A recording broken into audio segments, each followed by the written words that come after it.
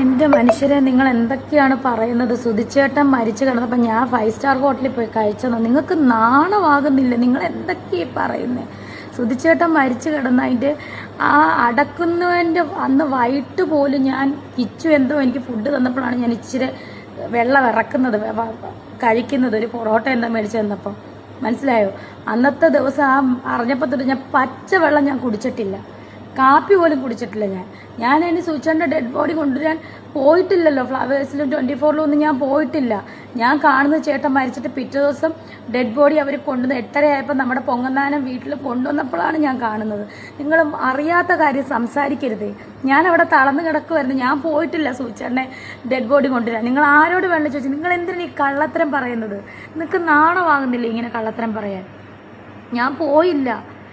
ചേട്ടൻ മരിച്ചപ്പോൾ ചേട്ടനെ കൊണ്ടുവരാം, ചേട്ടൻ്റെ ഡെഡ് ബോഡി കൊണ്ടുവരാൻ ഞാൻ പോയില്ല. പിന്നെ ഞാൻ എങ്ങനെയാണ് 5 സ്റ്റാർ കടയിൽ നിന്ന് പോയി ഫുഡ് കഴിക്കുന്നത്?